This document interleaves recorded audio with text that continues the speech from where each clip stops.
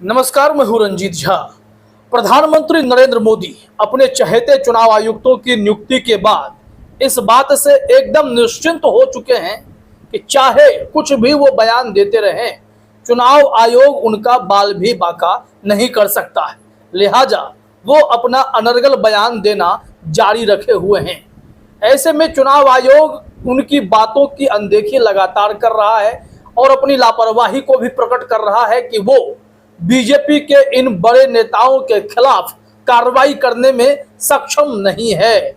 और इससे यह साफ हो जाता है कि प्रधानमंत्री नरेंद्र मोदी इस वक्त चुनाव आयोग की नजर में एकदम निरंकुश हैं, उन्हें कोई रोक भी नहीं सकता है। लेकिन अब ऐसा नहीं होगा। चुनाव आयोग के खिलाफ मामला अब सुप्रीम कोर्ट जा पहुंचा है और सुप्रीम कोर्ट में सीजेआई डीवाई चंद्रचूड़ के पाले में गेंद डाल दी गई है। अब यहां से CJI DY Chandrachud CEC Rajiv Kumar को तलब करें, नोटिस भेजें, जवाब मांगें और प्रधानमंत्री नरेंद्र मोदी के अनर्गल प्रलाप को बंद करवाने के लिए कोई बड़ा निर्देश भी जारी कर सकते हैं।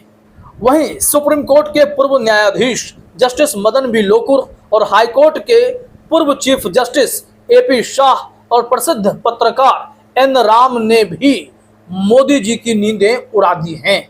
उन्होंने ऐसी चुनौती एक इनविटेशन के जरिए भेज दी है जिसके बाद मोदी जी के लिए इसे स्वीकार करना या ना करना दोनों देश को बड़ा संदेश दे जाएगा। तो चलिए पूरी रिपोर्ट अभी हम आपको बताने जा रहे हैं। जो रिट याचिका सुप्रीम कोर्ट में डाली गई है वो बहुत ही गंभीर मसले को उठाते हुए पॉइंट टू पॉइंट डाली गई है कि कैसे चुनाव आयोग विपक्ष के मामले में एकदम से एक्टिव हो जाता है और बात जब प्रधानमंत्री नरेंद्र मोदी और बीजेपी के बड़े नेताओं की होती है तब चुनाव आयोग को सांप सूंघ जाता है। जरा अपने स्क्रीन पर आप देखिए, यहाँ पर लाइव लॉ ने एक ग्राफिक्स तैयार किया है। तस्वीर में प्रधानमंत्री नरेंद्र मोदी और अनुराग ठाकुर दिखाई पड़ते हैं। यहाँ लिखा गया है, player in supreme court 6 ECI action against alleged hate speeches of PM Modi, Anurag Thakur and BJP. कहा यह जा रहा है कि सुप्रीम कोर्ट में एक याचिका पड़ी है जिसमें यह मांग की गई है कि सीजेआई डीवाई चंद्रचूड़ की अदालत सुप्रीम कोर्ट एक निर्देश जारी करे चुनाव आयोग को कि वो तुरंत प्रधानमंत्री नरेंद्र मोदी, अनुराग ठाकुर और भाजपाइयों के द्वारा दिए जा रहे हेट स्पीच के खिलाफ बड़ी कार्रवाई करे। अब यहाँ पर पूरा का पूरा जो मसला है सीजेआई डीवाई चंद्रचूड़ के हाथों में है।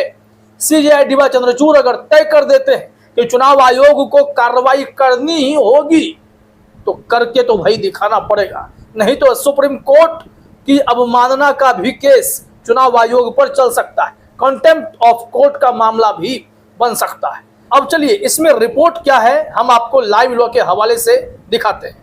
लाइव लॉ ने लिखा है, सुप्रीम कोर्ट में रिट याचिका दायर की गई। उक्त याचिका में भारत के चुनाव आयोग ECI को राजनीतिक प्रचारकों खासकर 2024 के आम चुनाव के लिए भारतीय जनता पार्टी बीजेपी की ओर से दी जा रही हेट स्पीच के खिलाफ उचित कार्रवाई शुरू करने का निर्देश देने की मांग की गई है। और याचिका में ध्यान दीजिएगा, प्रधानमंत्री नरेंद्र मोदी, केंद्रीय मंत्री अनुराग ठाकुर द्वारा कथित तौर पर दी गई हेट स्पीच की जांच शुरू करने के लिए ECI को निर्देश देने की मांग की गई है। चुनाव आयोग को कार्रवाई करनी पड़ेगी।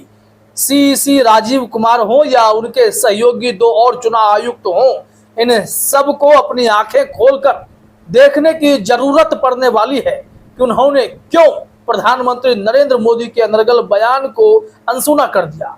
उन्होंने क्यों अनुराग ठाकुर को कुछ भी बोलने दिया।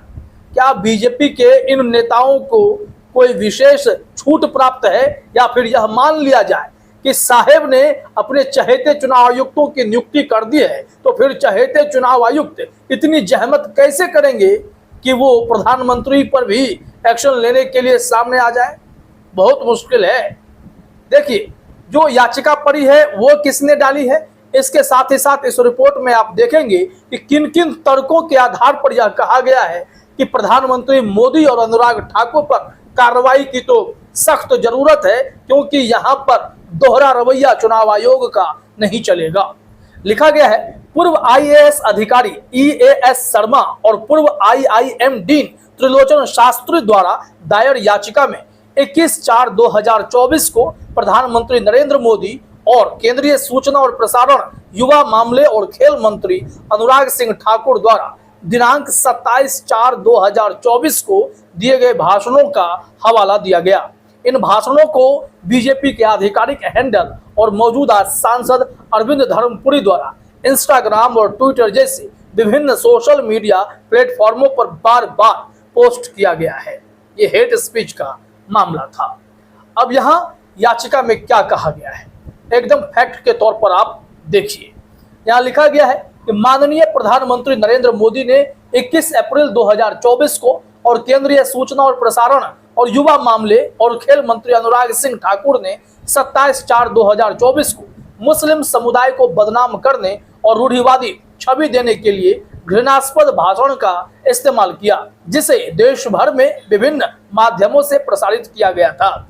याचिकाकर्ताओं का तर्क है कि ECI ने दिए गए भाषणों की प्रकृति पर आंखें मूंद ली हैं, जो आदर्श आचार संहिता, भारतीय दंड संहिता 1860 और लोक प्रतिनिधित्व अधिनियम 1951 का गंभीर उल्लंघन है। याचिकाकर्ता ECI द्वारा कोई निर्णायक कार्रवाई करने में विफलता से व्यथित हैं, क्योंकि चुनाव आयोग अब तक इस मामले में कोई ठोस कार्रवाई कर ही नहीं पाया।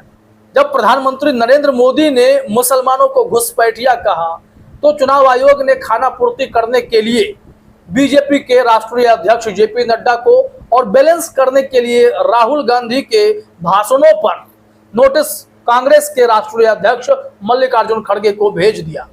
29 अप्रैल को जवाब मांगा गया था। इस मामले में जांच कहां पहुंची, क्या हुआ, कोई जानकारी अब तक सामने नहीं आई है।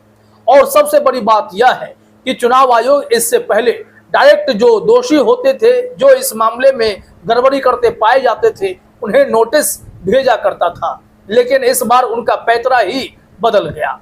अब यहाँ देखिए याचिका में आगे क्या कहा गया है। लिखा गया है कि भारत का चुनाव आयोग अपनी अनिवार्य जिम्मेदारियों के बारे में वैधानिक निकाय को सूचित करने और प्रेरित करने के बार बार प्रयासों के बावजूद निर्णायक कार्रवाई करने में विफल रहा है।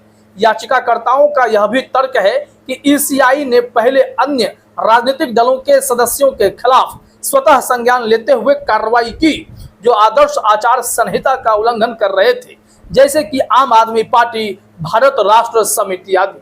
इन लोगों के तो स्लोगन तक बदलवा दिए। आपको दिखाते हैं, यही जानकारी दी गई है। याचिका में इन बातों की चर्चा भी की गई है। इसके विपरीत भारत के चुनाव आयोग ने भारतीय जनता पार्टी और न्यायपालिका के खिलाफ कथित आक्षेपों का हवाला देते हुए आम आदमी पार्टी को अपने अभियान गान में बदलाव करने के निर्देश जारी किए। इसके अतिरिक्त भारत राष्ट्र समिति के संस्थापक KCR को भारतीय राष्ट्रीय कांग्रेस के खिलाफ की गई कथित अपमानजनक टिप्पणियों के कारण चुनाव प्रचार से रोक दिया गया। विशेष रूप से ये हस्तक्षेप चुनाव आयोग द्वारा सुओ मोटो स्वतः संज्ञान से शुरू किए गए। यह तर्क दिया गया कि आदर्श आचार संहिता मौजूदा हालात पर लागू होने वाले विशिष्ट प्रावधानों और मानकों को चित्रित करती है। और चुनाव आयोग यहाँ पर काफी एक्टिव दिखा, कार्रवाई की बात करने लगा, एक्शन भी लिया। लेकिन जब मोदी जी ने इस तरीके की हरकतें की, अनाप शनाप बयानबाजी की, उनके नेताओं ने अनर्गल प्रलाप किए, तब भी चुनाव आयोग को यह नहीं लगा कि इन पर कार्रवाई होनी चाहिए। अब यहाँ से देखिए याचिकाकर्ताओं द्वारा जो मुख्य मांग किए गए हैं वो भी बिंदुवार तरीके से 2 पॉइंट में आप समझिए। पहला पॉइंट यह है, भाजपा और उसके प्रतिनिधियों द्वारा आदर्श आचार संहिता के उल्लंघन के खिलाफ उचित कार्रवाई करने के लिए भारत के चुनाव आयोग को परमादेश की प्रकृति में रिट और या कोई अन्य रिट आदेश या निर्देश जारी करना। तो पहली मांग यह है कि चुनाव आयोग के खिलाफ कोई बड़ा आदेश जारी करना होगा ताकि CEC राजीव कुमार की नींद तोड़ी जाए, और यह काम सिर्फ और सिर्फ CJI DY चंद्रचूड़ ही कर सकते हैं। पॉइंट नंबर 2, भारत के चुनाव आयोग को अनुच्छेद 324 के तहत अपनी शक्ति का प्रयोग करने और माननीय प्रधानमंत्री और अनुराग ठाकुर द्वारा प्रचारित हेट स्पीच की जांच शुरू करने के लिए परमादेश की प्रकृति में रिट और या कोई अन्य रिट आदेश या निर्देश जारी करें, जिसे भाजपा ने अपने आधिकारिक इंस्टाग्राम अकाउंट पर अपलोड किए गए वीडियो के माध्यम से दोहराया गया।